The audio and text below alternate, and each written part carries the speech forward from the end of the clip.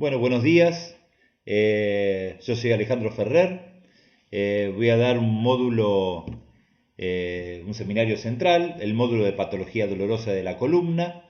Eh, Antes de comenzar, vamos a hacer un pequeño recordatorio mínimo de lo que es el segmento vertebral. El segmento vertebral consta de dos vértebras adyacentes con todos sus medios de unión. Por delante el disco intervertebral, por detrás las articulaciones y todos los ligamentos posteriores, entre ellos el ligamento amarillo, los ligamentos interespinosos y los ligamentos supraespinosos. Para que se acuerden bien de qué constaba la vértebra, una vértebra tiene un cuerpo anterior, un arco posterior donde se encuentran las apófisis transversas, las articulaciones, las apófisis espinosas y unidas el cuerpo vertebral con todo el arco posterior con los dos puentes de unión que son los pedículos. Este segmento vertebral forma la unidad básica de funcionamiento de la columna vertebral, tanto cervical como dorsal como lumbar, y es la base del movimiento y la unidad básica de funcionamiento de la columna. Básicamente, lo que nos vamos a dedicar en esta clase es al dolor lumbar, a la lumbalgia.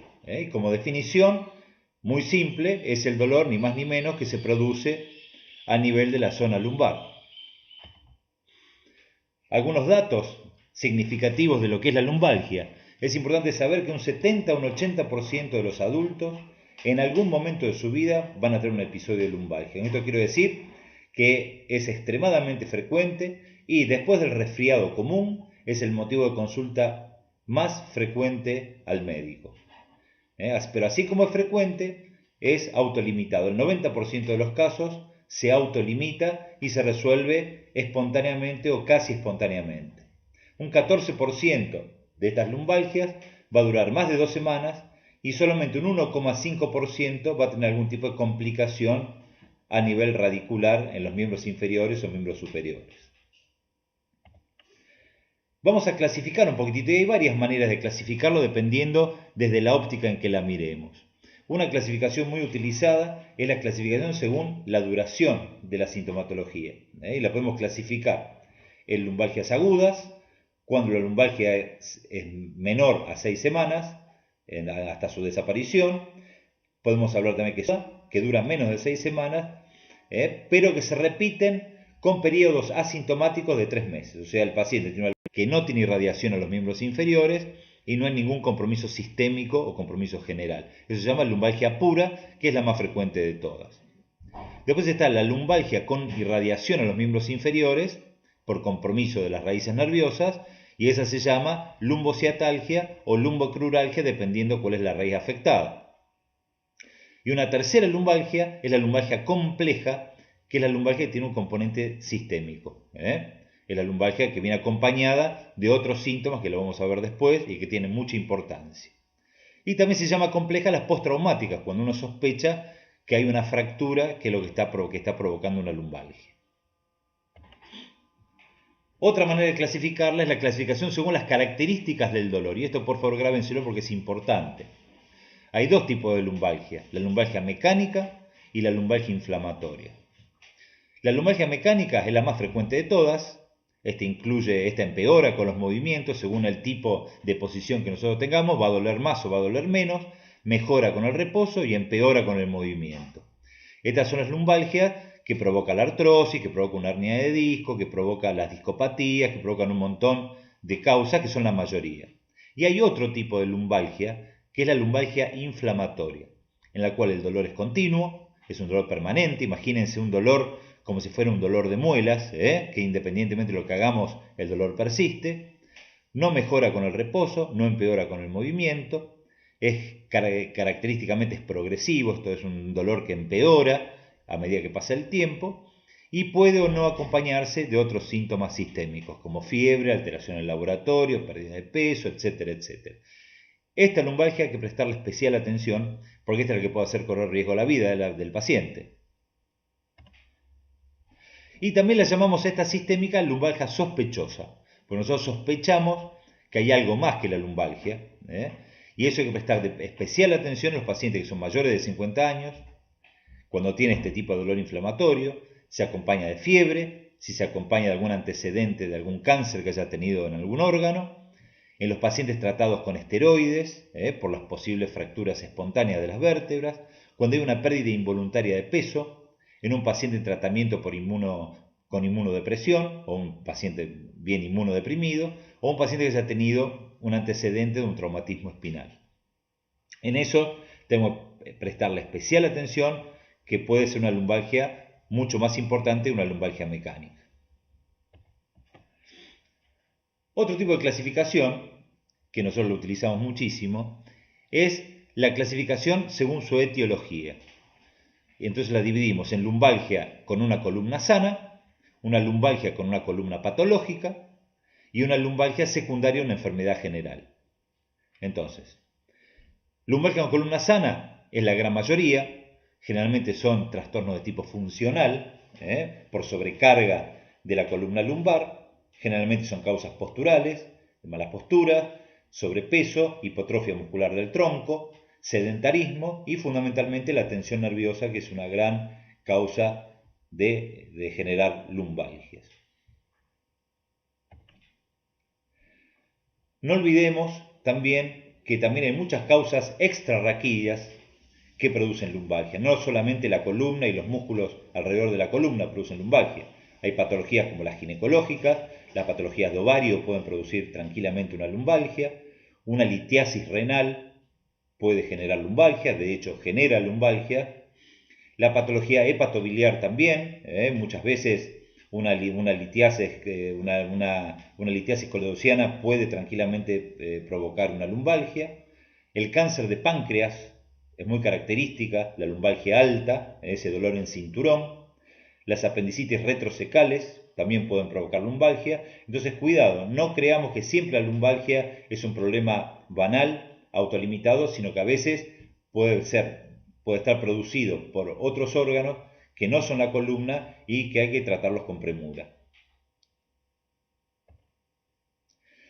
Lo que nos vamos a dedicar nosotros en esta clase son a este tipo de lumbalgias, que son las lumbalgias con columna patológica, o sea, la lumbalgia producida por un trastorno intrínseco de la columna. Y nosotros vamos a ver las espondiloartrosis, las discopatías, incluyendo las hernias de disco, los canales estrechos, las estenosis de canal, vamos a hablar un poco de patología tumoral y por último las fracturas por sobrecarga o fracturas osteoporóticas que también generan lumbalgia.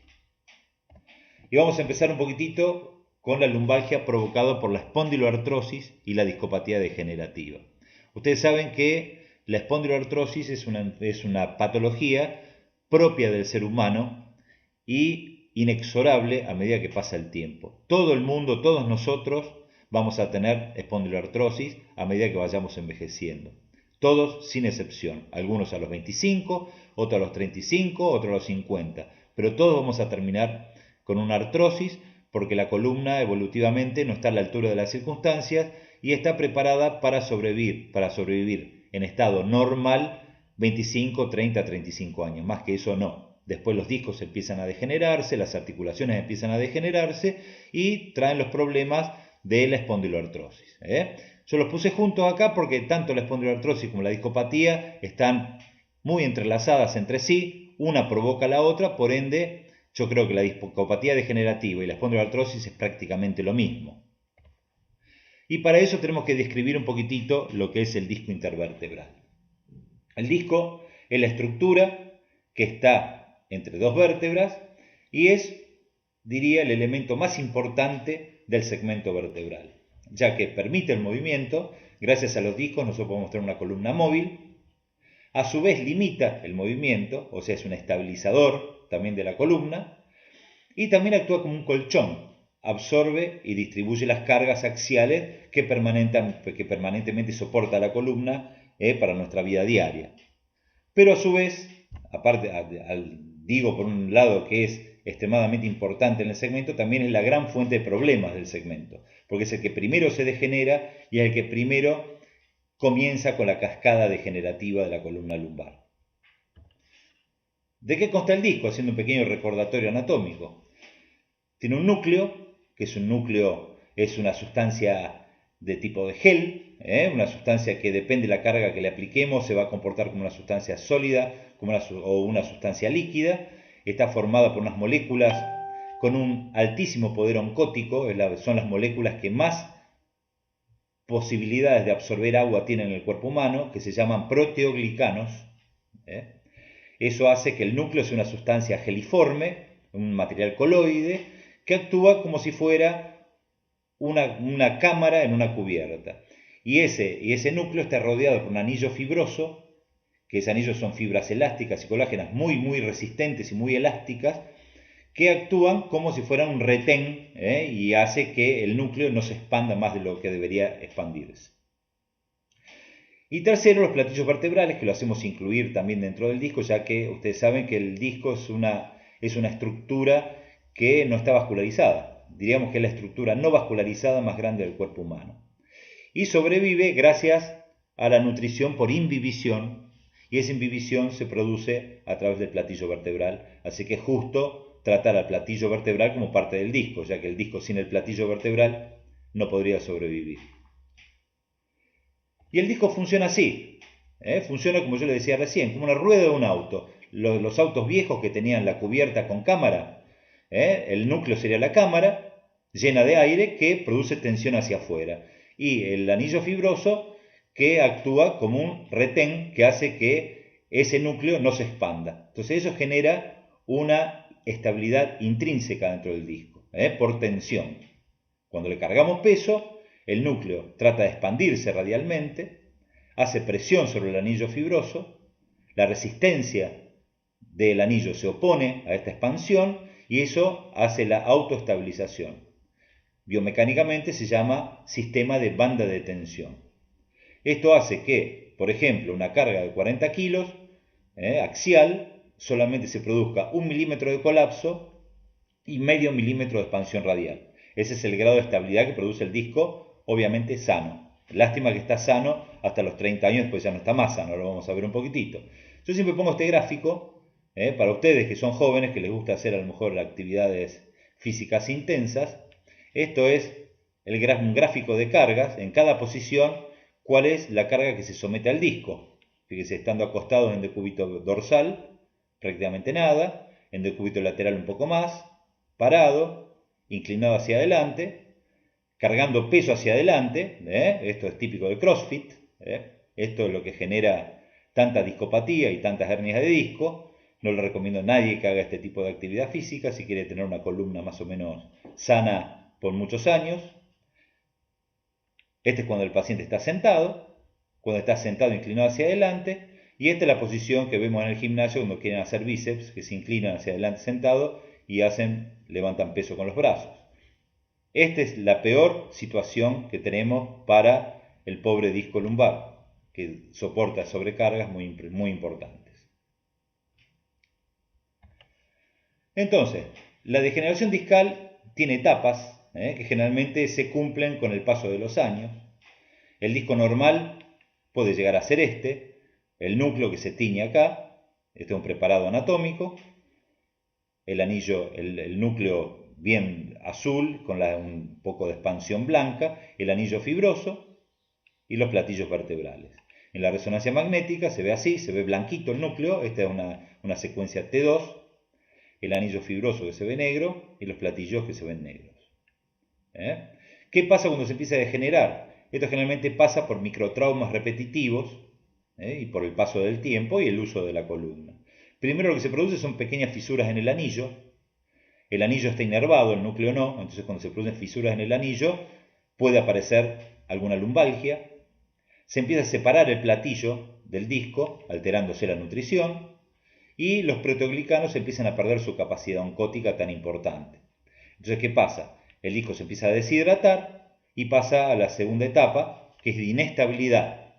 Cuando ya el núcleo se empieza a deshidratar, las fisuras del anillo empiezan a aumentar, entonces ya uno ve que la arquitectura del disco empieza a desaparecer, empieza a hacerse más desprolijo, y en la resonancia se ve como se empieza a poner más oscuro, eso significa mayor deshidratación, ¿eh?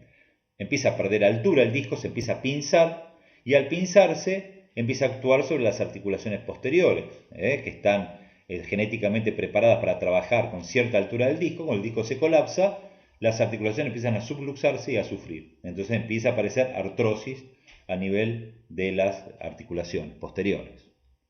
La integridad mecánica del complejo triarticular es porque la articulación anterior es el disco y las dos articulaciones posteriores, empieza a perder integridad mecánica. Y la tercera fase, que es de reestabilización, que es en el adulto mayor, ya hay una fibrosis del disco, ya no se puede considerar más disco esto, sino un resto fibroso. Aparece osteofitosis, ya no genera mayor problema, salvo la generación de osteofitos, que eso puede generar lo que vamos a ver después, que es el canal estrecho lumbar. Ya a esta altura no se producen más hernias de disco acá, pero acá cuando el disco está alto y degenerativo, puede romperse ese disco y salir un fragmento del núcleo hacia el canal, provocando lo que vamos a ver ahora, las hernias de disco. Entonces, fíjense, este grafiquito es muy interesante, es un clásico de Kirkcaldy Willis de muchos años atrás, donde muestra la evolución de las discopatías y de las artrosis. Este es un disco normal, este es una persona de 20 años, ya empieza la degeneración discal, ya el disco empieza a traer problemas, se reblandece, se colapsa parcialmente, esta es una persona de 35 años, Después, cuando ya pasa una tercera fase, el disco ya está completamente colapsado, pierde movilidad, empieza la artrosis, empieza la osteofitosis, acá, y bueno, se produce la reestabilización con una artrosis moderada. Entonces, fíjense, les repito, un disco normal, disco hepático, empieza el colapso y la inestabilidad, y después el organismo, por medio de artrosis, lo reestabiliza. Esto podemos llamarlo un envejecimiento favorable. Este es el envejecimiento que nos deseamos para nosotros y a todo el mundo. Esto no va a pasar gran cosa. Esto es una tomografía donde puede verse la artrosis en las articulaciones, los colapsos discales. Fíjense, esto prácticamente reproduce el esquemita de antes. Disco normal, empieza la degeneración discal cada vez mayor, y acá en este segmento mayor artrosis. Entonces, ¿cuál es la clínica de este proceso degenerativo, de la artrosis de columna sin complicaciones? Favorable. Es el dolor lumbar mecánico, que es moderado, mejora con el reposo, responde a analgésicos, responde a actividad física, responde a fisioquinesioterapia, no está acompañado de irradiaciones a los miembros inferiores, por ende no hay compresión radicular. Este es un paciente de 70 años con un envejecimiento normal de la columna. Ahora bien, hay veces que no tenemos esta suerte de tener un envejecimiento favorable, sino que empiezan a aparecer las complicaciones de esta cascada de envejecimiento. Fíjense, en este caso, cuando el disco está degenerativo, se reblandece, entonces se puede romper y generar una hernia de disco. Esta es la primera complicación que tiene el envejecimiento de la columna. Y después, en el paciente más grande, por osteofitosis de reestabilización exagerada, se produce el cierre, la oclusión del conducto por donde pasan las raíces nerviosas, y eso se llama estenosis de canal, que lo vamos a ver después. Vamos a empezar con la primera complicación, que es la hernia de disco. Bueno, ¿cómo se produce una hernia de disco? Esto se produce por cargas repetitivas en una posición anormal de la columna. ¿Cuál es la posición anormal? Usualmente compresión más rotación simultánea, o bien flexión y rotación, o bien bending lateral y rotación. Yo siempre pongo esta radiografía que se llama de la playa a la guardia: carga axial, flexión y rotación. Este es el mecanismo de producción de una hernia de disco. Muchas veces en el body pump, en el CrossFit, uno reproduce este tipo de movimientos. No habría que hacerlos porque son la fuente de producción de una extrusión discal o una hernia de disco. Ahora bien, ¿es suficiente este mecanismo para producirla? No. Siempre tiene que haber, como decíamos antes, una discopatía degenerativa presente antes. Es prácticamente imposible que un disco sano se rompa. Siempre el disco que se rompe es un disco que tiene algún grado de degeneración. Estas son las fases de las hernias de disco. Una protrusión discal, el disco hace panza para atrás.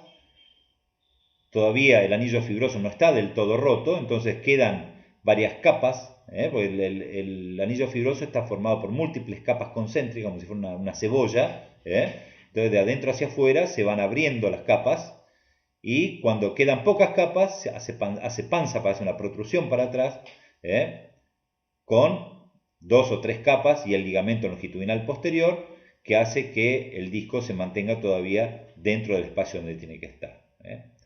Esa es la protrusión. Cuando se rompen todas las capas concéntricas del anillo fibroso y la hernia y el núcleo queda sostenido solamente por el ligamento longitudinal posterior, se llama extrusión subligamentosa. Fíjense, si prestan atención en esta resonancia, fíjense cómo el anillo fibroso está completamente abierto, pero la hernia está contenida por el ligamento longitudinal posterior que viene acá.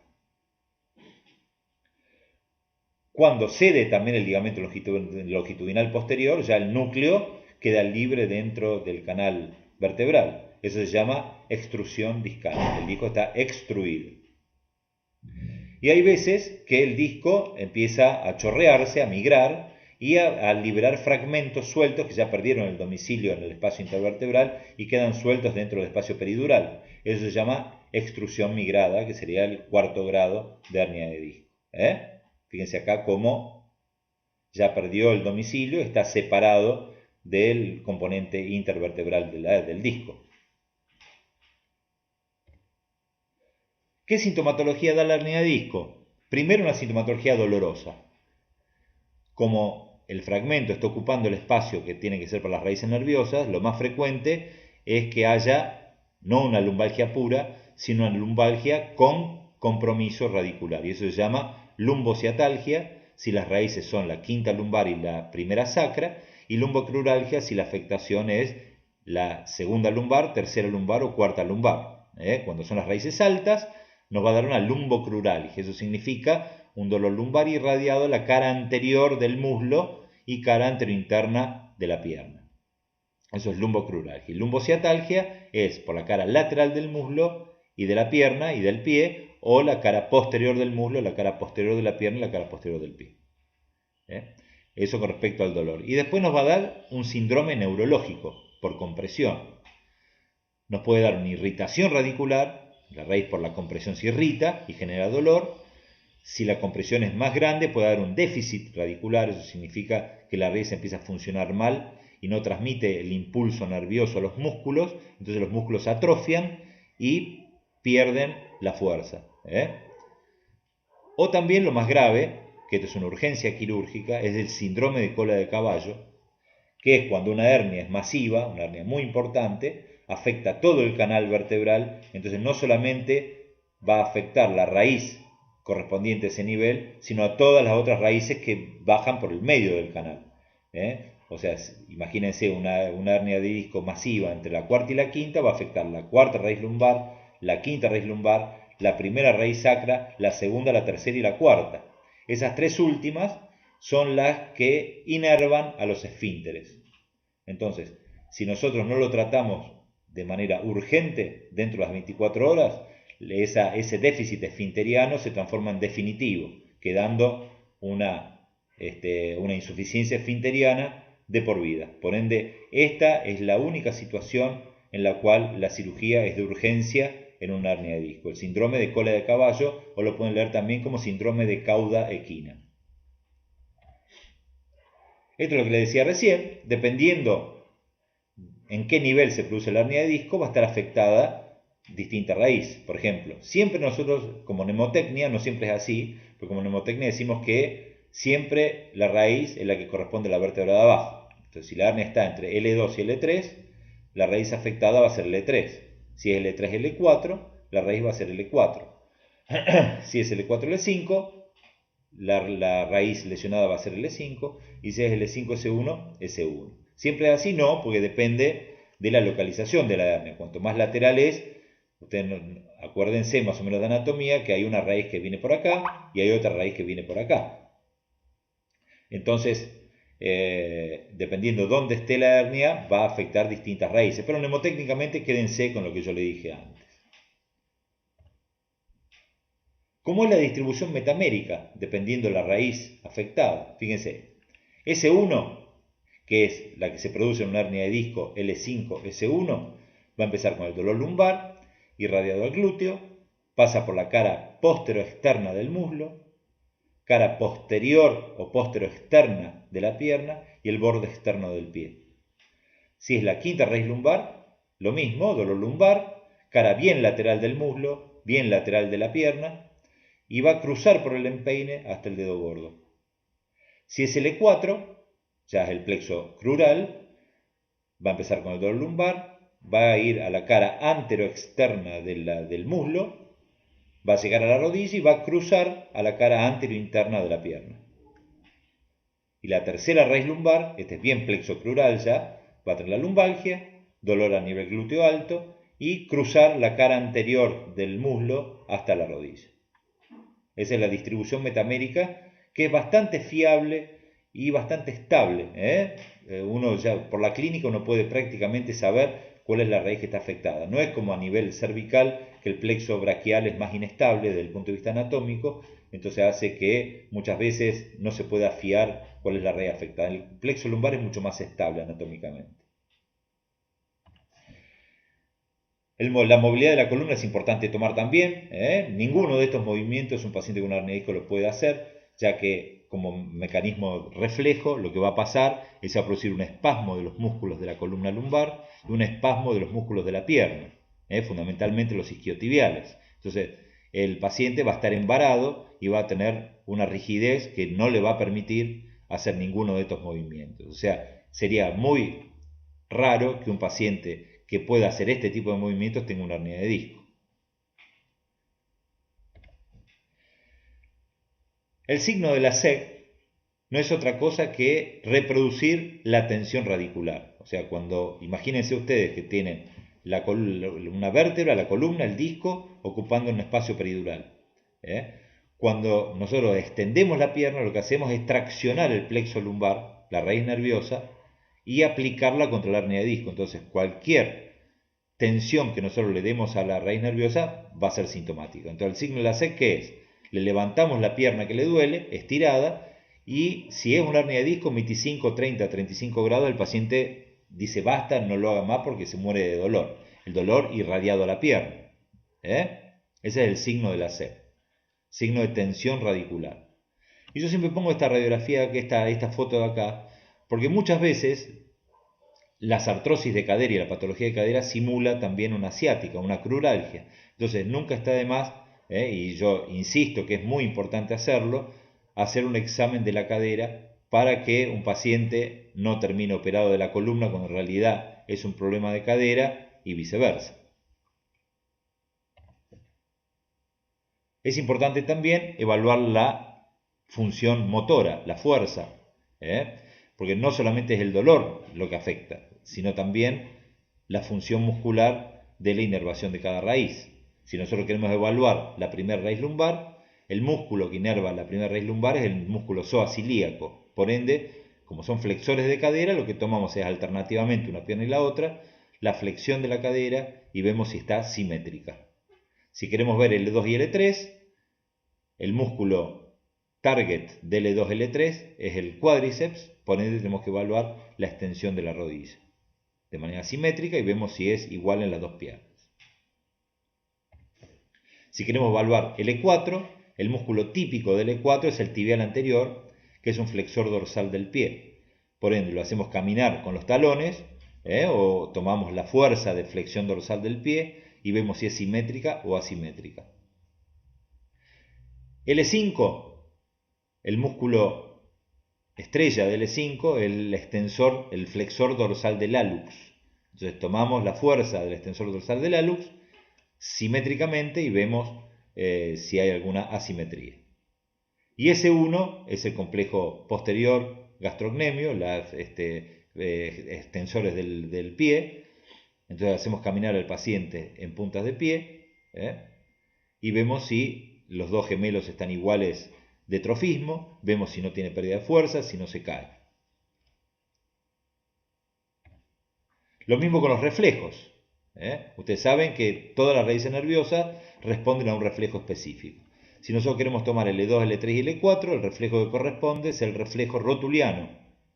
Ese reflejo en las hernias de disco suele estar disminuido. No está nunca abolido, pero sí está muy disminuido comparativamente con el contralateral.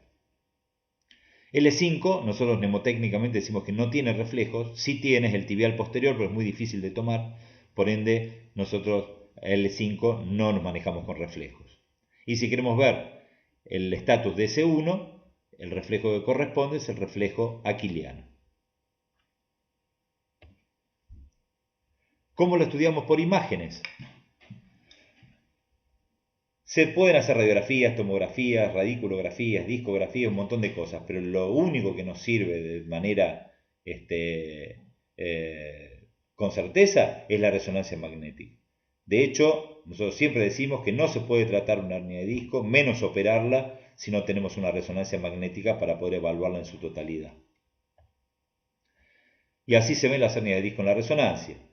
Una hernia extruida, acá se ve el anillo fibroso como está desprendido, y se ve acá el grado de compresión. Fíjense, este es un corte sagital, este es un corte axial.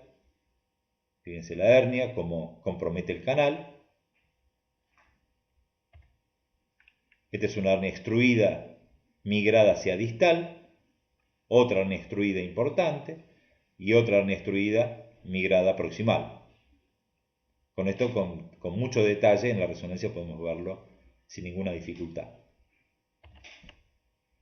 Y fíjense acá, se ve perfectamente un fragmento extruido, migrado y secuestrado. Como ya perdió domicilio, ya está completamente fuera y separado del disco intervertebral.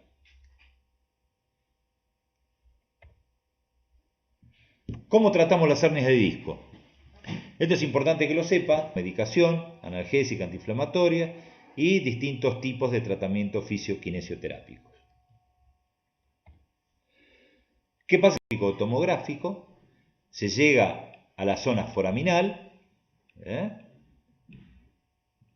y se inyecta una solución de triamcinolona y bupivacaína con un contraste. Fíjense cómo baña las raíces nerviosas y se ve cómo va corriendo a la salida de la raíz.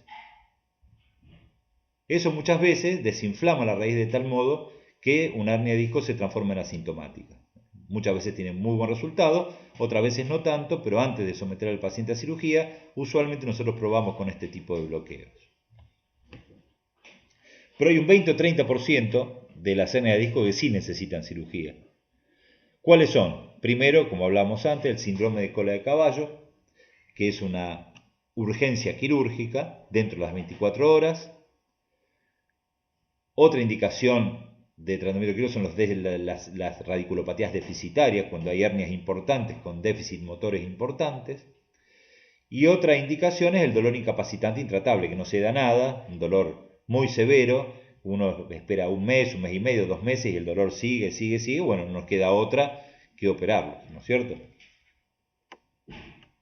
Fíjense, le voy a mostrar un caso: paciente de 38 años, trabajador del campo, hizo un esfuerzo importante y de manera aguda hizo una parálisis severa, L3, L4, L5, S1, S2 y S3, con parálisis de esfínter. Fíjense el pedazo de hernia masiva que lo ocupa prácticamente todo el canal, a nivel L3, L4. 8 horas de evolución, a nadie le cabe duda que esto es quirúrgico y en el día, si queremos que recupere de vuelta la función radicular. Este es otro caso. La resonancia no está tan clara, pero puede verse la extrusión ahí grande, con una parálisis, una paresis importante cuadricipital. 3 semanas de evolución, no cede con analgésicos, no cede con kinesiología, no cede con bloqueo, progresiva. Este es otro caso en el cual no hay ninguna duda de que esto es quirúrgico. La técnica de cirugía, a modo informativo, nomás para que ustedes sepan, se llama liberación radicular microquirúrgica o microdisectomía, en la cual uno con una incisión muy chiquitita, uno amplía el espacio, reseca el ligamento amarillo, que es el ligamento que tapa el canal, hace un pequeño sacabocado a nivel de la lámina para tener un poco más de espacio, se separa la raíz nerviosa, se encuentra la hernia de disco y se la estirpa con una pinza de Love, pinza de disco, que son pinzas de microcirugía, y se retira también lo que está suelto y nada más. Esta es una técnica que es el estándar, da siempre muy buenos resultados, más del 95% de posibilidades de buen resultado cuando está bien ejecutada y bien indicada. Y bueno, a ver si puedo mostrarle. Mire, acá hay una pequeña filmación para mostrarle un segundito cómo se ve a través del microscopio. Este es el saco dural y la raíz nerviosa. Y fíjense, cuando uno corre la raíz nerviosa, ahí se expone la hernia. Con un bisturí 11, uno abre el ligamento longitudinal posterior para exponer el fragmento de disco que está comprimiendo la raíz. Yo quiero mostrarles esto para que ustedes vean cuál es la consistencia de un núcleo, del núcleo del disco.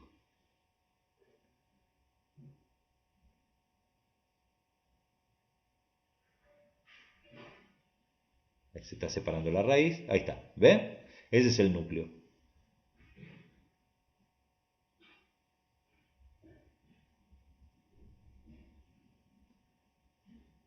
Esa es la pinza de Love o pinza de disco, y despacito uno empieza a extirparlo para liberar la raíz nerviosa. Simplemente le quería mostrar esto un segundito para que vean de qué se trata. Muy bien, después ustedes si tienen dudas, no sé cómo arreglaron para yo poder contestárselas. Ahí está, ¿ves cómo termina? Se exprime. Todo eso es el núcleo intervertebral, el núcleo del disco.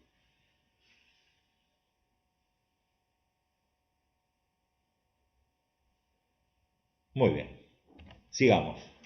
Vamos a pasar a la segunda complicación del proceso degenerativo lumbar, que es, como le decía antes, cuando ya se restabilizó el disco, se restabilizaron las facetas, la osteofitosis que genera esa restabilización cierran el conducto donde pasan las raíces nerviosas y eso se llama estenosis de canal lumbar o canal estrecho lumbar, que como definición, para complicarla un poco nomás, porque es la estrechez del conducto, es la situación de desbalance en la relación contenido-continente a nivel del conducto vertebral y o receso lateral provocado generalmente por fenómenos degenerativos. Esto es lo que le decía antes, fíjense, por un lado están las facetas vertebrales atrás y por otro lado están los discos. En los discos empiezan los desgarros circunferenciales, el desgarro radial, todo lo que es la degeneración del disco, la disrupción interna, y por el lado de las facetas aparece la reacción sinovial, el daño del cartílago, la laxitud capsular, todo eso genera inestabilidad, y el organismo, muy sabio, trata de restabilizar esa inestabilidad y la única manera que tiene de hacerlo es generando hueso, por medio de artrosis. Esa artrosis restabiliza, pero cuando se le va la mano en la restabilización y se le va la mano con los osteofitos, en la sección del canal por donde pasan las raíces nerviosas se achican. Y eso genera una serie de problemas muchas veces importantes. Predomina la población entre 50 y 70 años. Un 1.7 a un 10% de los casos de la población general va a tener una estenosis de canal, no todas sintomáticas. De hecho, canal estrecho lumbar, la mayoría de los adultos mayores lo tienen. Algunas estadísticas hablan de un 80% de los mayores de 70 años, pero la gran mayoría no da síntomas. No hay ninguna predisposición de género. Y vamos a clasificarlo un poquitito. Acá tenemos tres clasificaciones para poder describir a la estenosis de canal lumbar. La primera es la etiológica, la segunda la anatómica y la tercera según el plan quirúrgico que haya que hacer. La etiológica se divide en congénita, adquirida o mixta. La congénita puede ser idiopática por estrechez de canal idiopático, eso se produce generalmente por la presencia de pedículos cortos. Los pedículos tienen un cierto largo. Cuando uno nace con los pedículos más cortos se produce una estrechez antero-posterior del canal, que puede ser sintomática. Es muy característico el pedículo corto de los pacientes acondroplásicos y un severo problema en la acondroplasia.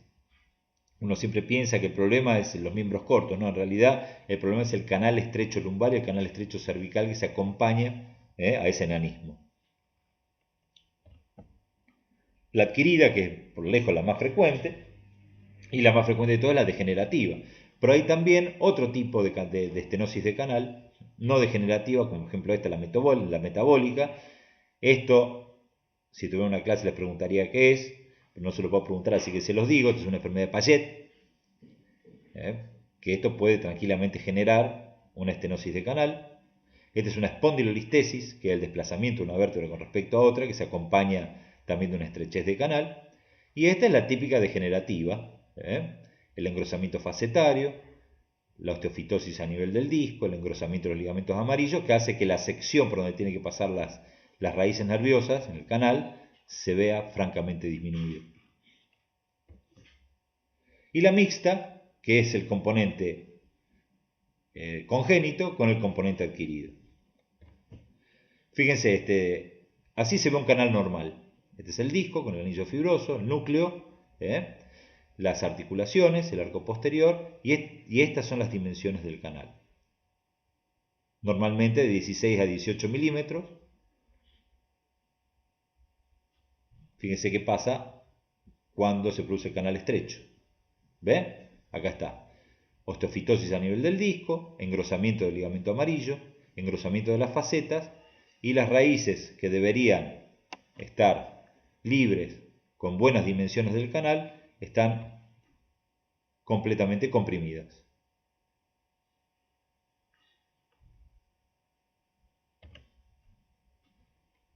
Bueno, esto vamos a pasarlo porque no tiene sentido. Ahí está. ¿Cuál es el síntoma cardinal de la estenosis de canal? Esta es información importante también. Esto, si lo ven una vez, no se lo van a olvidar nunca más. Se llama claudicación intermitente neurogénica. Es un paciente que ustedes van a ver, un hombre mayor, con dificultad para la marcha, progresiva, un paciente que no puede caminar 10 cuadras sin parar, sino que frecuentemente tiene que parar. ¿Por qué? Porque al caminar, esto es una estrechez que también tiene un componente dinámico. Entonces, cuando camina media cuadra, se le duermen las piernas, le empiezan a doler, entonces para. Son los famosos miradores de vidriera. Caminan 50 metros, si encuentran un vaquito se sientan, y si no, se ponen a mirar una vidriera, le vuelve la fuerza a las piernas, se le va el dolor de las piernas y camina 30 40 metros más. Después vuelve a parar y así sucesivamente. Esto generalmente es progresivo. Uno, cuando hace la historia clínica de estos pacientes, dice, bueno, yo antes caminaba 10 cuadras sin parar, después empecé a caminar 5, después 4, después 1, después media, ahora puedo caminar 5 metros y tengo que parar porque se me duermen las piernas. Eso es típico.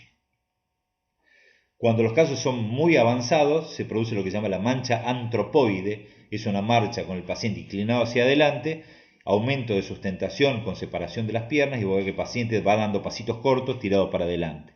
Eso es un síntoma cardinal de la estenosis de canal en casos severos. ¿Por qué se inclina hacia adelante? Porque el canal, cuando en flexión, el canal aumenta de diámetro. Cuando extendemos para atrás, el canal disminuye de diámetro. Por eso el paciente de manera antálgica se inclina hacia adelante para abrir algún milímetro del canal y mejorar la sintomatología.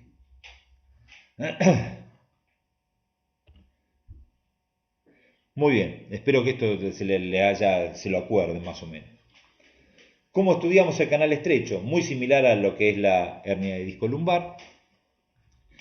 Las radiografías tienen más importancia porque muchas veces el canal estrecho se acompaña de inestabilidad del segmento. Fíjense acá, como acá se ve una vértebra como se ha desplazado mínimamente una con respecto a la otra. Cuando nosotros sospechamos esto, pedimos lo que se llama radiografías dinámicas para ver la verdadera magnitud de la inestabilidad. Fíjense, lo que parecía una cosa mínima, cuando le hacemos la flexión, fíjense cómo parece una escalera la columna. Esto es inestabilidad segmentaria y esto es muy sintomático. Y esto nos altera también el tratamiento que hay que hacer. La tomografía acá es importante también, porque ustedes saben que la tomografía muestra muy bien el hueso. Entonces nosotros necesitamos saber cuál es la verdadera magnitud de engrosamiento osteofitario. Por ende, con la tomografía podemos evaluar muy bien cuál es el verdadero diámetro del canal y puede describir muy bien las estructuras óseas asociadas. La resonancia es la mejor, se ve todo, se ven las partes blandas. Como yo les dije antes, el canal estrecho lumbar muchas veces está provocado por partes blandas, por el ligamento amarillo. Entonces con la resonancia podemos evaluar muy bien eso también. Podemos ver el grado de compromiso nervioso, el grado de deformación del saco dural, pero la resonancia lo que tiene de contrapartida es que es exagerada y como decía antes, el 21% de los pacientes de 60-80 años tienen una estenosis en la resonancia, pero la mayoría de ellos es asintomático y esto puede llevar a un sobretratamiento de la estenosis de canal. Obviamente la estenosis de canal se trata si es sintomática, no si es asintomática. Acá les muestro una serie de resonancias. Fíjense el engrosamiento facetario, cómo se mete dentro del canal. Acá es una estenosis bien central, prácticamente no hay lugar para el saco dural. Estos son cortes sagitales, fíjense cómo se produce acá hay una estenosis moderada, hay una estenosis un poquitito mayor y acá prácticamente el canal está completamente obliterado por este engrosamiento de las articulaciones. A veces se producen quistes articulares que actúan también como un canal estrecho, las articulaciones se sobrecargan de líquido, entonces cuando tienen determinada presión, hacen un globito como los quistes artrosinoviales de la muñeca, igual, nada más que dentro del canal. Y actúan como una hernia de disco, comprimiendo las raíces nerviosas. Aquí hay un corte axial mostrando los quistes articulares y un corte sagital donde se ve también, ocluyendo prácticamente el 100% del canal. Algunas veces hay que pedir estas radiculografías, cada vez se piden menos, porque son métodos invasivos, uno tiene que inyectar a nivel subdural material de contraste, no deja de tener alguna complicación.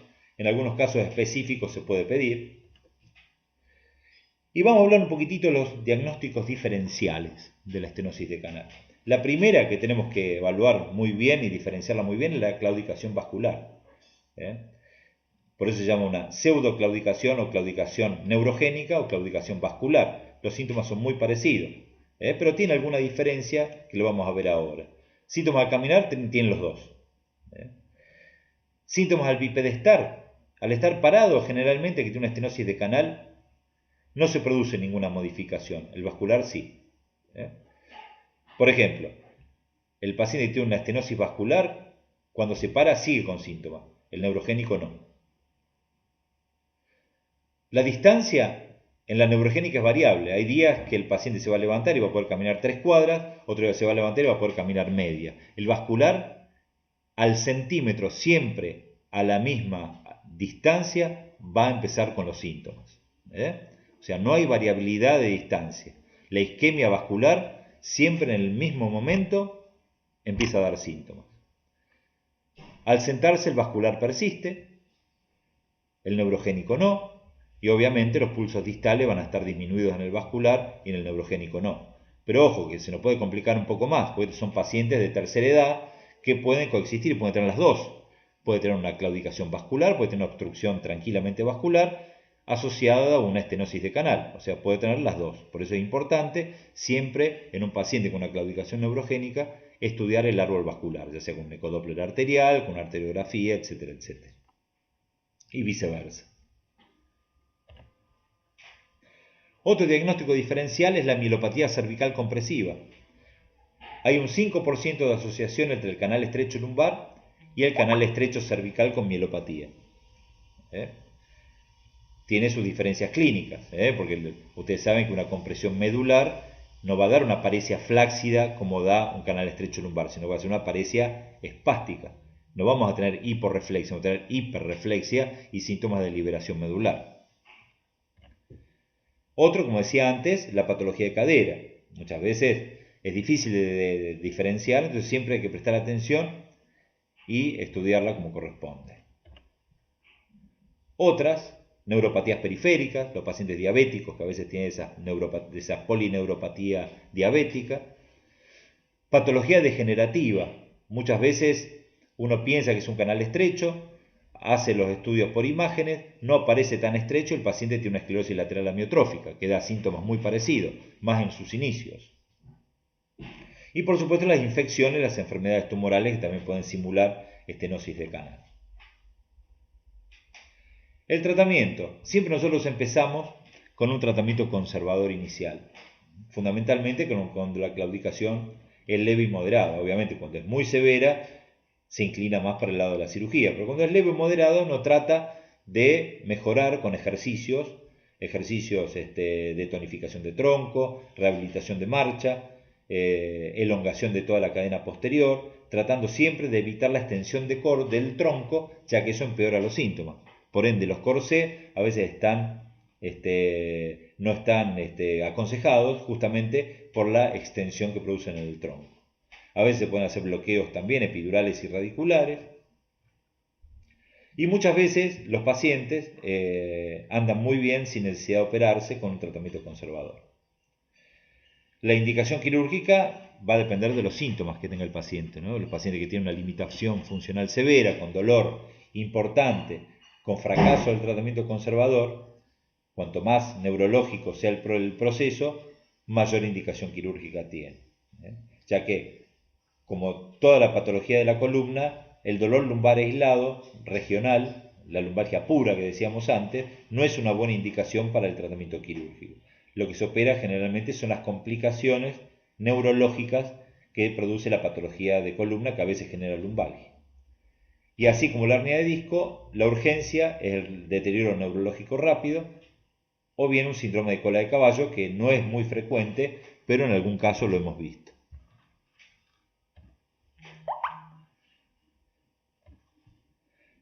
Y acá tenemos dos maneras de tratar quirúrgicamente el canal estrecho lumbar. Primero, la descompresión simple, o sea, volver a recalibrar el canal, volver a darle el espacio que tenía antes de esta compresión. Y si es complejo el canal estrecho lumbar, o sea que se asocia a inestabilidad, no solamente hay que descomprimir, sino que también hay que estabilizar. Fíjense, este es un dibujito. Este es el recalibraje. A veces podemos evitar hacer estas grandes resecciones óseas que se llama laminectomía, para liberar las raíces nerviosas y el saco dural. A veces podemos dejar un puente óseo en el medio que colabora con la estabilidad residual después de la cirugía. Esto es lo que se hace generalmente.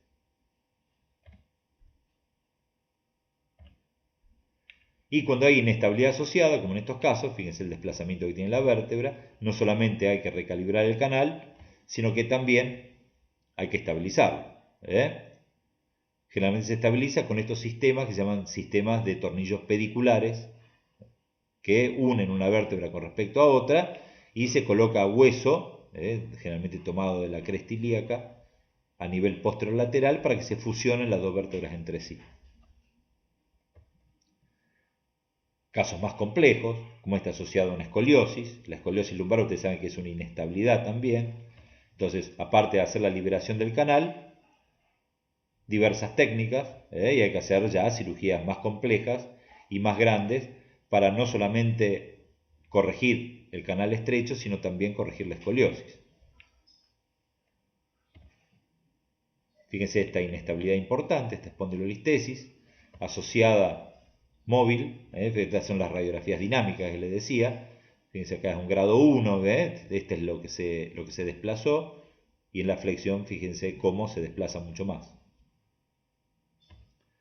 La resonancia que muestra el canal estrecho, con el desplazamiento de la vértebra.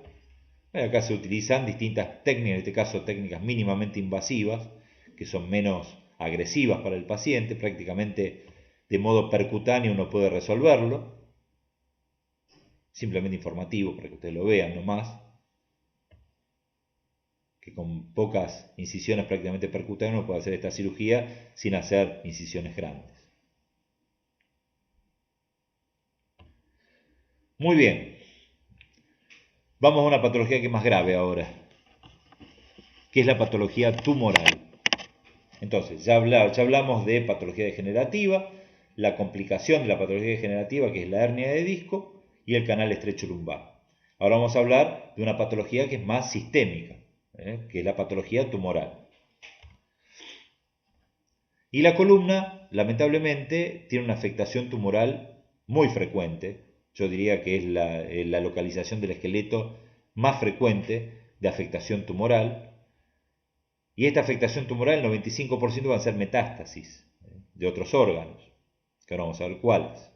Y solamente un 5% va a ser asiento de patología tumoral primaria, ya tanto benigna como maligna. O sea, lo que le tenemos que prestar nosotros atención para un médico de atención primaria es cuando uno ve alguna sospecha de afección tumoral de la columna, lo primero que tenemos que pensar es una metástasis. No, ningún tumor primario, raro, ni nada por el estilo. Metástasis. Hay algún tumor primario que tiene un poquitito más de frecuencia, que es el mieloma. Si yo ya lo tengo grabado en la cabeza, yo cuando veo una patología que sospecho un tumor, yo lo primero que pienso es una metástasis. Y lo segundo que pienso es un mieloma. ¿Qué es el mieloma? Es una proliferación maligna de plasmocitos que nos ayuda un poco, de alguna manera, para el diagnóstico, a pesar de que los americanos lo llaman el gran simulador. Ustedes se acuerdan de la canción esa The Great Pretender, el gran simulador. Bueno, porque el mieloma simula un montón de otras enfermedades, fractura por osteoporosis, osteoporosis, angiomas, muchas veces imagenológicamente es bastante confuso, pero nos ayuda desde el punto de vista bioquímico porque produce inmunoglobulinas monoclonales que ya hace muchos años lo podemos identificar por un proteinograma por electroforesis tanto en el suero como en la orina. Les decía recién, este es el tumor primario más frecuente de la columna, representa el 1% de todos los tumores malignos de la economía y el 10% de todos los trastornos malignos hematológicos. La edad media de diagnóstico es los 60 años. La localización más frecuente es en todo el esqueleto, típicamente en el cráneo, cuando uno saca una radiografía de cráneo. De hecho, cuando uno tiene un mieloma siempre está obligado a pedir una radiografía de cráneo, donde se ve este puntillado, como una especie de apolillado del cráneo, y muchas otras veces se ven imágenes de sacabocado, como si lo hubiera agarrado con un sacabocado y le hubieran sacado pedacitos de cráneo. Entonces esto es típico. La presentación clínica más frecuente a nivel de la columna es el dolor. Y dentro del dolor, la lumbalgia. El dolor lumbar es muy importante y muy frecuente en el mieloma. Otras veces aparecen lesiones osteolíticas múltiples en un 66% de los casos. Fíjense, un tercio de los casos el diagnóstico es incidental. Estamos buscando otra cosa y aparece el mieloma. Otro 33% va a debutar como una fractura patológica en el raquis. Y acá viene el problema de separar cuál es un mieloma y cuál es una fractura por osteoporosis, porque comparten la edad. Y otro 33% de los casos produce un dolor esquelético general, un dolor generalizado, que también es difícil de diagnosticar. Este es el proteinograma que yo les decía. Si sospechamos un mieloma, pedimos un proteinograma por electroforesis en orina de 24 horas. Y nos da lo que se llama la proteinuria de Benz-Jones, en el cual, al final, en la zona de las cadenas livianas, se produce un cuerno.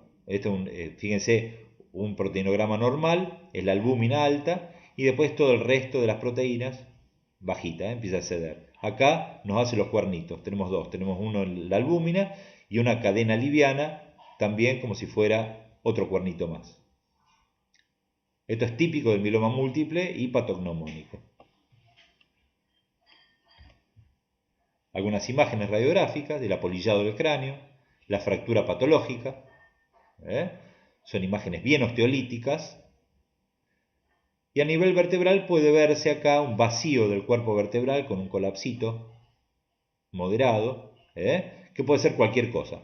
La verdad que es muy difícil diagnosticar por imágenes un mieloma. Pero como yo les decía antes, el 95% de la patología tumoral en la columna van a ser metástasis. Por ende vamos a prestar un poquitito más de atención a esto. ¿A qué llamamos metástasis? Siembra de células tumorales originadas en otro órgano.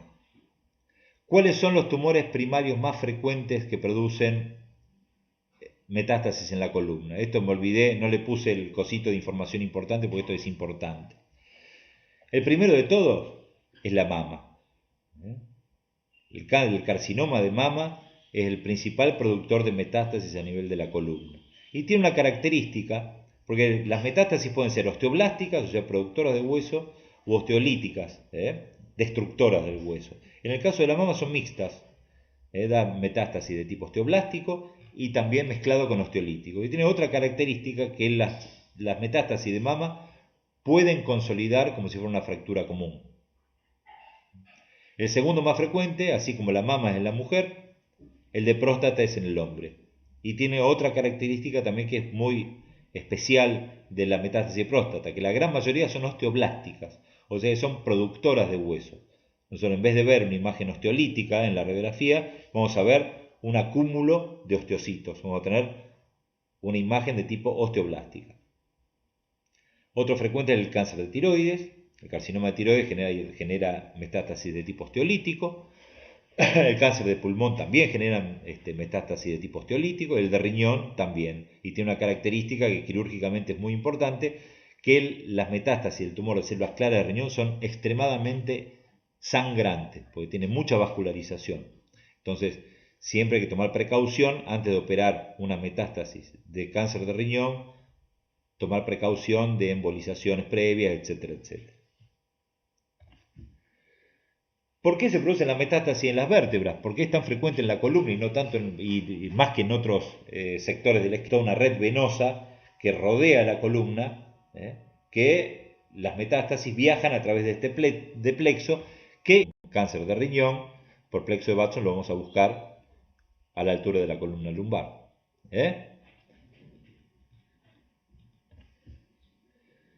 No me voy a cansar de repetirlo: banderas rojas, dolor inflamatorio, lumbalgia sospechosa, historia de cáncer, deceso de peso inexplicable, fiebre o dolor a predominio nocturno, aparición de algún síndrome neurológico que no debería aparecer, dolores de columna de más de un mes en mayores de 50 años o menores de 20 años, que es donde mayor posibilidad de metástasis hay en el esqueleto. La presentación clínica es el dolor inflamatorio, el dolor un 85% de los casos, y un 40% de los casos va a debutar con una lesión neurológica, ya sea por crecimiento del tumor adentro del canal y comprimiendo la médula, ya sea por siembra peridural, ya sea por fractura patológica, que se fracture la vértebra y comprima la médula, o por alguna deformación angular cifótica. Vamos a ver algunos casos ahora. Con respecto a los estudios complementarios, la radiografía es el clásico, lo que nosotros siempre pedimos de manera primaria. Es accesible y barato, pero no tiene mucha sensibilidad y tampoco especificidad. Y siempre a la metástasis lo vamos a correr de atrás con una radiografía, porque el diagnóstico es tardío. Para que se vea en una radiografía, el defecto óseo tiene que ser por lo menos del 30% de la masa ósea, si no, no se ve. Obviamente, como ya hay un 30% de defecto óseo, perdimos un montón de tiempo. Fíjense, les voy a mostrar algunas imágenes de qué es lo que hay que ver en una radiografía. Si estuviéramos en vivo, yo le diría: ¿qué ven acá? ¿Qué ven de raro? Les doy un segundito para que lo miren. Les describo la vértebra para que ustedes, la costilla, la apófisis transversa, la apófisis espinosa, el cuerpo vertebral, estos dos ojos que son los pedículos, y se ven todo perfecto. Fíjense qué pasa acá. Esto forma una imagen como si fuera una lechuza, ¿no es cierto? Acá la lechuza está tuerta, desapareció un pedículo. La metástasis entra por el plexo de Watson, por el foramen, alrededor de los pedículos, o sea, donde primero se va a sentar una metástasis es a nivel de la zona pedicular. En este caso, el pedículo no está más, porque está invadido por ese tumor. La lechuza quedó tuerta. También puede producir una fractura patológica. El tumor reblandece la vértebra, entonces las cargas normales del cuerpo hace que se colapse la vértebra. Y muchas veces este colapso hace que un fragmento se vaya para atrás y comprima la médula. Esta es otra imagen típica, el colapso vertebral sin antecedentes traumáticos previos. Fíjense, esta es otra imagen. Como les decía antes, hay un solo tumor que es el osteoblástico, que es típico. Y si este paciente es un varón, lo que nosotros vamos a pensar que es una metástasis de un cáncer de próstata. Y si ustedes se fijan con un poquito de detalle, acá la vértebra está tuerta también, pero no de manera osteolítica como la otra, sino de manera osteocondensante, osteoblástica. Fíjense como el pedículo está blanco. Eso se produjo por la metástasis a nivel de la zona peripedicular. Este es otro tumor, en este caso un tumor primario, fíjense cómo se ve rayada la vértebra, esto es típico de los angiomas. Fíjense esta otra metástasis, fíjense el reemplazo del cuerpo vertebral osteolítico, a punto de fracturarse, le falta la mitad anterior al cuerpo vertebral, y acá se ven imágenes osteolíticas múltiples en el cuerpo y en la zona pedicular también. El centrifugalograma es útil para detectar lesiones múltiples, poder estadificar las lesiones tumorales, es distinto a un cáncer de mama sin metástasis que con metástasis. Siempre a los pacientes que están operados de un carcinoma de mama se le piden de vez en cuando centellografías para ver si no hay alguna siembra ósea. Es muy sensible, pero poco específico. Uno puede ver estas imágenes acá de la izquierda, que se ve esta hipercaptación. Es muy sensible, pero yo no sé qué es esto. Puede ser una fractura traumática, puede ser fracturas osteoporóticas, puede ser una metástasis, pueden ser un montón de cosas. Una espondilodicitis. Es muy sensible, pero poco específico. La tomografía sí nos muestra de manera muy detallada el compromiso óseo, lesión osteolítica peripedicular, con invasión en el canal. Este es el corte axial, el corte sagital, fíjense, se ve perfectamente la imagen osteolítica. Otra metástasis más dramática a nivel de la segunda vértebra cervical.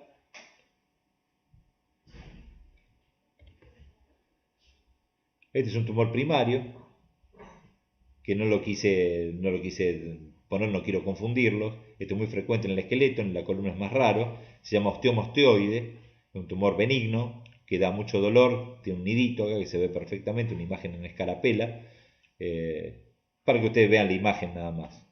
Y esto acá es una metástasis de un cáncer de próstata, osteocondensante, osteoblástico. Y la resonancia es de elección, produce una identificación precoz de los focos de siembra, es el estudio que más precozmente nos puede dar un diagnóstico de siembra metastásica de cualquier tumor, antes que se vea en la radiografía, antes que se vea en la resonancia, antes que se vea en la centellografía, antes que la tomografía, se ve en la resonancia. El estudio en que más precozmente podemos diagnosticar una metástasis. Permite estudiar las estructuras paravertebrales, el conducto raquídeo, el espacio peridural. Fíjense acá, este es un tumor que en la resonancia nos permite ver que hay una siembra también posterior, produciendo la compresión medular acá. Con otro estudio no se vería. Este es el típico puntillado de la metástasis de mama, para que se lo graben y lo vean.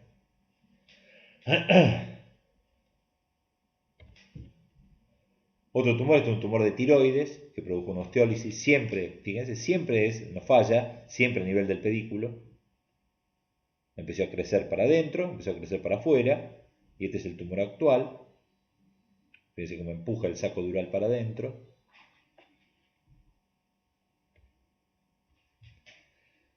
Y métodos de estudio más modernos, como los PET, el PET scan, que es una combinación de tomografía con centellografía, que capta de manera focos mínimos de hipermetabolismo, se usa mucho para screening y scanning de los pacientes con cáncer, para ver si hay metástasis en algún lado, no solamente sirve para ver el esqueleto, sino para ver cualquier estructura del organismo. Le decía recién, una combinación de tomografía y centellografía, se puede hacer scanning de cuerpo entero, y cuando nosotros tenemos dudas o queremos certeza diagnóstica para ver de qué tipo de tumor se trata, La única manera, el único que hace ese tipo de diagnóstico no son los imagenólogos, no somos nosotros, es el patólogo con la muestra.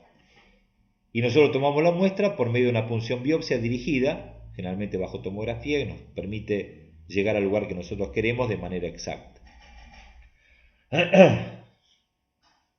Son métodos muy seguros, de muy poca posibilidad de complicaciones.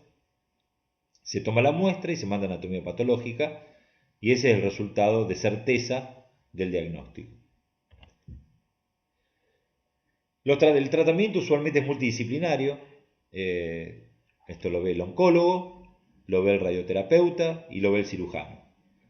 En la mayoría de los casos se combinan entre sí haciendo terapias coadyuvantes. Muchas veces primero se achica el tumor por medio de quimioterapia, hormonoterapia o radioterapia, después se hace cirugía y después se vuelve a hacer quimioterapia y radioterapia. En los casos que es necesario, obviamente. ¿Cuáles son los objetivos del tratamiento? Primero, manejar el dolor. Segundo, prevenir o revertir el daño neurológico que se pueda causar. Tercero, volver a darle estabilidad a la columna. Obviamente, lo que se opera son las cirugías, son las columnas que son inestables y que presentan riesgo neurológico. Corregir una deformidad espinal que se haya producido, mejorar la calidad de vida que la paciente le quede y en el caso de lesión solitaria, tener la posibilidad de hacer una cirugía de tipo oncológica curativa. Este es el caso que les mostraba antes, una lesión ya metastásica de un cáncer de tiroides, metástasis única, que es un tumor importante, se hace la resección hemivertebral, como se puede ver acá, y la estabilización con implantes de tipo pedicular. La paciente anduvo muy bien, pero al año y medio, apareció con esta segunda metástasis a nivel de la cresta ilíaca enorme,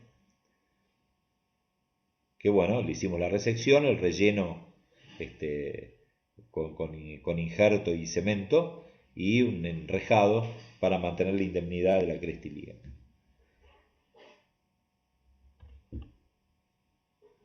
Muy bien, si hay alguna duda, después yo se las contesto. Vamos a hablar 2 o 3 palabras y después damos paso a la patología traumática osteoporótica, que son los signos de alarma patológica infecciosa de la columna. Otra vez, por tercera o cuarta vez, le insisto con lo mismo: dolor inflamatorio, de reposo, predominio nocturno, no responden a analgésicos comunes. En este caso, en la patología infecciosa, se va a asociar a parte del resto de fiebre y un laboratorio grabado generalmente. Entonces vamos a tener síntomas generales: fiebre, pérdida de peso, mal estado general y puede producir las infecciones un déficit neurológico progresivo y muchas veces dramático.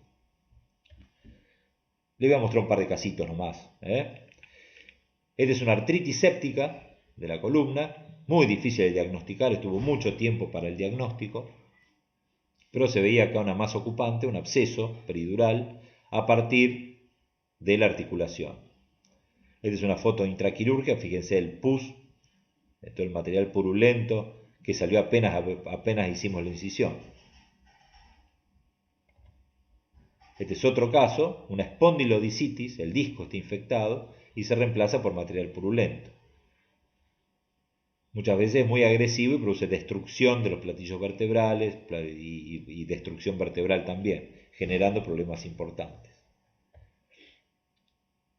Fíjense la resonancia como se ve, la destrucción del cuerpo vertebral, la destrucción del disco. Por eso a veces estas cosas hay que tratarlas precozmente, por medio de una toilette quirúrgica y antibióticos. Fíjense este caso, dramático también, un hematoma, un absceso peridural con una compresión a nivel de C3-C4. Ustedes saben que una compresión a este nivel, un poquitito más arriba, es incompatible con la vida, ¿no es cierto? Entonces hay que tener muchísimo cuidado, hacer una cirugía precoz, tratamiento antibiótico, tratar de extirpar o liberar este absceso que se está produciendo acá dentro del canal. Fíjense, cuando nosotros llegamos a la columna ahí, se ve el pus, el disco, que estaría ahí reemplazado por material purulento. Entonces se hace una toilette, se retira, se evacúa todo el material purulento y bueno, se hace una una estabilización con el canal libre. Muy bien. Y para terminar la clase, como estamos de tiempo, bien, vamos a hablar un poquitito de las fracturas osteoporóticas. Si queremos hablar con términos correctos, son fracturas vertebrales por insuficiencia. Y hablando dos palabras de lo que es la osteoporosis, yo no sé si ustedes ya la han estudiado, posiblemente sí. Es una enfermedad sistémica que produce una reducción de la masa ósea por medio de un deterioro de la microarquitectura del tejido óseo, y la etiopatogenia es un desbalance entre la reabsorción ósea que la producen los osteoclastos y la formación ósea de los osteoblastos. Fíjense esta imagen, esta es una vértebra normal, fíjense como que se va desorganizando la arquitectura interna de todas las trabéculas, como aparece mucho menos hueso esponjoso, hasta que llega un punto crítico que cualquier actividad diaria, sin esfuerzo ni siquiera, produce la fractura, aplastamiento por falta de tejido óseo intravertebral. Como consecuencia de esta fragilidad ósea, esta osteoporosis predispone al individuo a fracturas incluso con cargas fisiológicas. Y podemos hablar de dos tipos de osteoporosis, la osteoporosis primaria y la secundaria. La primaria es la típica, la más frecuente, la osteoporosis postmenopáusica por deficiencia de estrógeno. Los factores que producen, los factores asociados a la osteoporosis postmenopáusica, la reabsorción reducida del calcio, insuficiencia de vitamina D, reducción de la producción de factores de crecimiento relacionados a la insulina, empeorado por el sedentarismo y por el bajo peso. Índice de masa corporal menor de 19 tiene mayor probabilidades de tener una menopausia por una menor producción de estradiol. ¿En qué paciente el riesgo está aumentado? En los pacientes que hacen dietas restrictivas, en los síndromes de mala absorción, los pacientes que consumen alcohol, el consumo de café y el tabaquismo. Y la osteoporosis secundaria, que está provocada por diversos disturbios endocrinológicos, hipotiroidismo, hipertiroidismo, diabetes, enfermedad del tejido conectivo como el lupus. La insuficiencia renal crónica es gran productora de osteoporosis secundaria, como hablábamos recién, el bajo peso, y medicamentosa, que es bastante frecuente también. El paciente tratado con corticosteroides por gran tiempo, por tiempo prolongado, es muy frecuente la osteoporosis secundaria a la utilización de corticosteroides. Artritis reumatoide, enfermedades reumáticas varias, pacientes con lumbociatalgias crónicas tratados con corticoides por muchos años. Esos son pacientes que tienen osteoporosis secundaria directamente al uso de corticoides. La osteoporosis es asintomática en sus fases iniciales. El diagnóstico precoz es muy importante para llegar a hacer el tratamiento antes de que se produzca la fractura. Para eso la densitometría ósea es muy útil, que se utiliza como screening. Si uno ve que hay una osteopenia, cuando ya empieza a bajar el punto, ustedes no sé si han visto alguna vez una densitometría, tiene la franja verde, esta es la franja de regresión normal, la franja verde que es la zona de seguridad, amarillo es osteopenia, naranja y rojo es osteoporosis. Lo ideal es estar acá arriba, ¿no?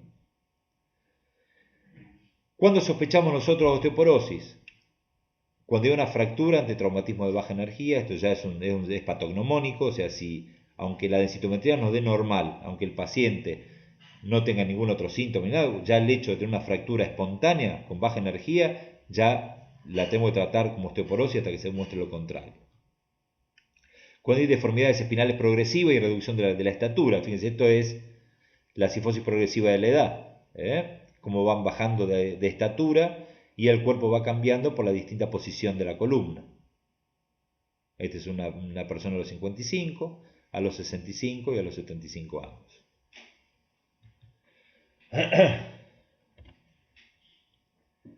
¿Cómo es la presentación clínica de una fractura por osteoporosis?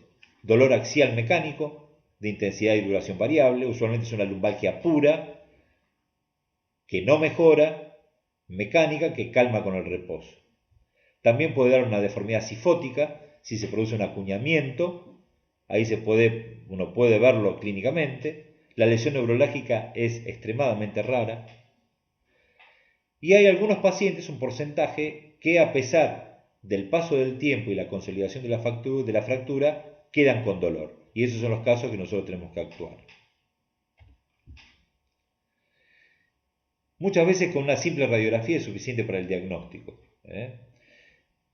Nosotros, en un paciente que ha reducido su estatura, apareció una cifosis que antes no estaba y una dorsalgia, lumbalgia postraumática de baja energía, nosotros lo que primero hacemos es pedir una radiografía, donde claramente puede verse el acuñamiento de la vértebra. Algunas veces en este menos notorio que este, y el gran aplastamiento en esta vértebra que se puede ver perfectamente con la radiografía. Eso es suficiente para ya hacer prácticamente el diagnóstico. Cuando nosotros vemos que hay una reducción de altura del cuerpo vertebral de más del 15%, ya hablamos de un colapso osteoporótico. Pero a veces el colapso no se produce de golpe, a veces aparece primero el síntoma y después el colapso. Entonces, y nos hace quedar muy mal con el paciente. Porque, por ejemplo, fíjense este caso. Una paciente con dolor toracolumbar, rebelde, le dolía, sexo femenino, 72 años, traumatismo de baja energía, vino por la guardia y se fue sin diagnóstico en el alta con esta radiografía en la cual no se veía absolutamente nada. Se ve las vértebras con buena altura ni nada. La paciente vuelve a las 3 semanas de tratamiento y ahí aparece el colapso. ¿Por qué pasa eso? Porque muchas veces la vértebra que está reblandecida actúa como una esponja. Entonces, la vértebra se fractura, vuelve a su altura normal y con el paso del tiempo y por estar parado, por la carga axial, empieza a colapsarse de a poco. Entonces, a las 3 semanas aparece este colapso claro que no se veía en la radiografía inicial. Por eso siempre, en un paciente que viene con dolor, con un traumatismo, por más leve que sea, a las 2 semanas, 3 semanas hay que volver a hacer una radiografía para hacer el diagnóstico correcto. La resonancia magnética, como siempre, es la más sensible y específica. Nos diferencia una fractura aguda y una crónica, porque muchas veces no es la única fractura. Son pacientes osteoporóticos, se fractura la L2, al año se fractura la L3 y al año se fractura la L1. Entonces, ¿cuál es la que está generando dolor y cuál es la nueva? Entonces, con una resonancia, según el edema que tiene la vértebra, podemos diagnosticar si esa fractura es aguda o es antigua. Y también nos permite diferenciar una fractura osteoporótica de un proceso secundario maligno o de un mieloma. Fíjense, acá se puede ver perfectamente, estas son benignas, estas son fracturas agudas, en T1 se ve oscuro, en T2 se ve más claro, y una resonancia de una sospecha de una fractura osteoporótica resultó ser un mieloma múltiple. La tomografía también nos muestra muy bien la parte ósea, nos muestra si hay retropulsión de los fragmentos hacia el canal y se ve la estructura y el tipo de fractura y el grado de conminución que tiene. Ante la duda, siempre una biopsia dirigida. En ese caso, cuando en la resonancia nos queda alguna duda y sospechamos que haya un mieloma o que haya alguna metástasis, le hacemos una biopsia y nos quedamos tranquilos que es una fractura osteoporótica y no es una patología maligna.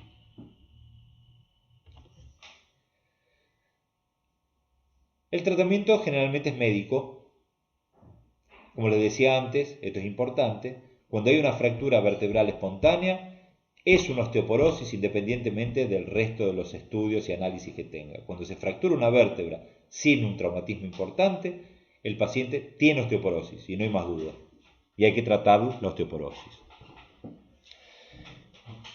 En estos casos es mucho más importante la osteoporosis que la fractura en sí, que sabemos que se va a consolidar sin problema, pero lo que queremos evitar es que se sigan fracturando las otras vértebras, o se fracture la cadera, o se fracture otro hueso. Entonces, ¿cómo se trata la osteoporosis? Un hábito nutricional adecuado, suplementos de calcio y vitamina D, bifosfonatos, reloxifeno, calcitonina, etc. Y los tratamientos nuevos, que son realmente muy eficientes, pero son extremadamente caros también, son terapias monoclonales, el denosumab, que produce una inhibición de los osteoclastos, y el teriparatide, que es osteoanabólico. Eso es una especialidad aparte prácticamente. Los endocrinólogos y los reumatólogos especializados se dedican muy bien a este tipo de tratamiento. ¿Cuándo podemos utilizar una prótesis? Una ortesis. La mayoría de las veces nosotros podemos utilizar una ortesis siempre y cuando el paciente sea delgado, porque cuando el paciente es gordito, el corsé lo único que hace es molestar, no sirve para nada. Y encima produce una hipotrofia de los estabilizadores del tronco y empeoramos a mediano y largo plazo también la situación. Entonces, en un paciente que es muy delgado, el corsé puede ser de mucha utilidad, pero cuando el paciente es gordito, preferimos no utilizar ningún tipo de inmovilización y tratar al paciente con movimiento, que el paciente se siga moviendo. Nosotros queremos un paciente de tercera edad, el reposo es altamente contraproducente, entonces le insistimos que el paciente se mueva, preferimos darle derivado de la morfina y que se mueva a dejarlo en reposo en cama, que es lo peor que podemos hacer. Y en algunos casos se puede utilizar lo que se llama refuerzo vertebral, es llenar de cemento acrílico la vértebra para endurecerla de golpe y mejorar sintomáticamente al paciente que a veces queda con dolor. Nosotros no lo hacemos a esto en un primer momento, hacemos un tratamiento médico, y si el paciente a partir de los 4, 5, 6 meses persiste con mucho dolor, pensamos en esta indicación que puede ser buena. Hay varias técnicas, no importa, la cosa es llenar la vértebra de un cemento para endurecerla y mejorar muchas veces dramáticamente la sintomatología. La cirugía es muy rara, yo creo que en todos mis años, de más de 25 años, yo he operado 1 o 2 fracturas por osteoporosis, cuando se produce una compresión de canal importante y una lesión medular. En ese caso es necesaria la cirugía, pero uno trata de evitarla porque tiene una tasa de complicaciones muy alta por el rango etario, las comorbilidades que generalmente se asocian a la edad, la mala calidad ósea hace que cuando uno quiera colocar un implante pedicular no tenga amarre, porque los huesos son muy blanditos, entonces genera toda una serie de inconvenientes posoperatorios. Siempre antes de programar una cirugía en este tipo de pacientes hay que mejorar la situación nutricional y ósea. Ahora con el teriparatide uno en 5 o 6 meses puede lograr una recuperación ósea muy importante que antes era imposible, pero bueno, está indicado en presencia de inestabilidades severas, deformidades graves o en presencia de una compresión radicular o medular. Acá hay algunos ejemplos. En este caso el paciente está con déficit medular por compresión, una fractura con compromiso de canal, entonces se hizo la cementoplastia, la vertebroplastia con cemento en la vértebra, asociado a un sistema pedicular para sostener el segmento vertebral. Y otro caso, más grave, con un compromiso de canal de más de un 90%, con una lesión medular muy sintomática, uno hace la vertebrectomía y luego la estabilización con un sistema pedicular. Muy bien, para concluir, algunas consideraciones básicas. La lumbalgia es un motivo de consulta muy frecuente, el segundo en cualquier consultorio general. La mayoría no presenta gravedad, pero justamente cuando la mayoría no presenta gravedad, los pocos que sí son graves, es muy fácil pasárselo por alto. Por eso siempre hay que tener un alto nivel de sospecha en lumbalgias, fundamentalmente las lumbalgias que son de tipo inflamatorio. Siempre tener en cuenta las causas extravertebrales, no nos centremos en la columna. Hay patologías de órganos de vecindad que pueden provocar lumbalgias muy parecidas a las lumbalgias que vimos recién. Y ante patología tumoral, siempre tener en la cabeza, primero, metástasis y segundo, mieloma, antes de pensar en otro tipo de patología. Bueno, muchas gracias. Si tienen alguna pregunta, voy a estar muy feliz en contestársela. Y si no, que tengan un muy buen fin de semana. Hasta luego.